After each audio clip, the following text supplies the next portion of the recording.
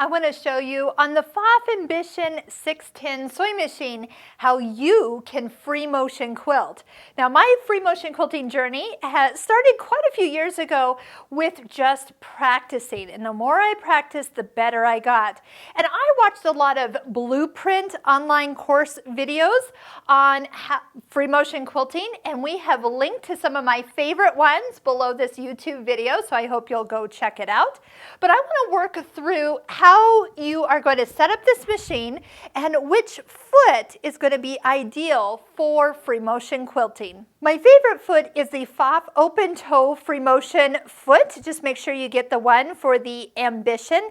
It's labeled as a K on the package. That is the letter associated with the group of feet for this particular machine. So as you actually go and to put it on, you will need to unscrew the ankle off of the machine completely.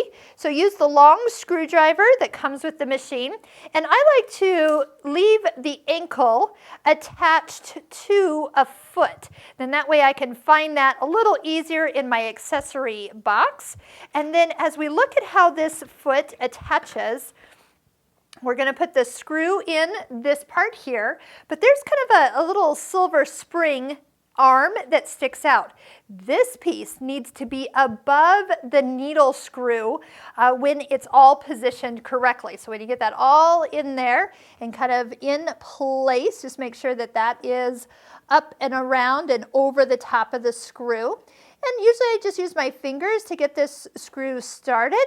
And then after it gets all the way in, use the screwdriver to make sure it gets all the way tight. So you don't want to over tighten it, but you definitely don't want it to loosen up and wiggle loose as you stitch. Now the last thing we're going to do is actually lower the feed dogs. So we do want to just be on a straight stitch. That's traditional. But you by lowering the feed dogs, then it makes it a little bit easier to move your fabric. So slide off the accessory box, and on the back side, you'll find a lever. You're going to push it to the inside of the machine. So you're going to probably be a little stiff. Go ahead and push it over. But realize too that when you go to bring it back for regular sewing, so leave yourself a little sticky note or something so you don't forget. When you slide it back, those teeth don't come back up. They will once you take a stitch. So whether you touch the needle up down button, you turn the hand wheel by hand, or you just go ahead and stitch with faith, they will re-engage once the lever goes to the other direction, back to the left side. So I've just gone ahead and put together a little fabric sandwich. I've got some batting and fabric on the back side here. And one thing nice about this machine is that if you forget to lower the presser foot, it will bring up a little message that says just that. So touch OK, but you do need to lower that presser foot down before you start to stitch. I'm going to get a hold of my needle thread. One way to kind of contain the bobbin is to actually take a stitch. I'm going to touch the needle down button and the needle up button while holding on to that thread. And if you give it a little tug, that is the bobbin thread that you can get a hold of. Now I've got variegated thread in the needle, and I've got a solid pink thread in the bobbin. So when we look at how the tension is, which is probably going to be key on this machine, is there'll be different colors and you'll really get to see it.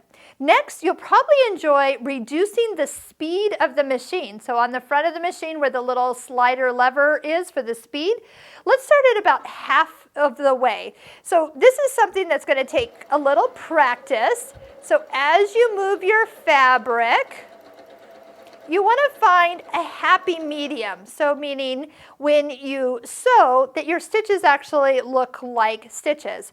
You can sew too fast and get little tiny stitches, and you can sew too slow and then get long stitches. So your hands and the speed you run the machine is going to take a little practice to kind of find that happy medium. You can, another recommendation, set the machine to stop with the needle down, so then when you do stop, it stops on your last stitch, making it easier for you to start up again. The other thing that you might even try out is to utilize the start-stop button on the front of the machine.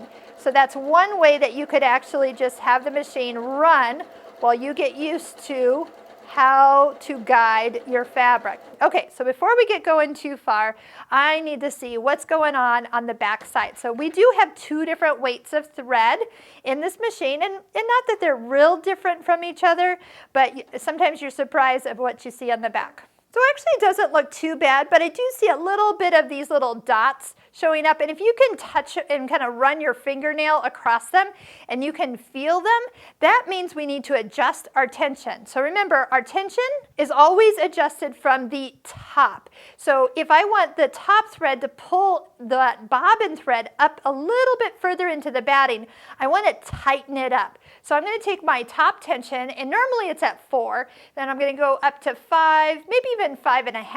And I'm going to just lower my foot down. I'm not going to do the fancy bring my bobbin up, but I'm just going to stitch enough so that I can make sure that I'm not seeing bobbin thread on top.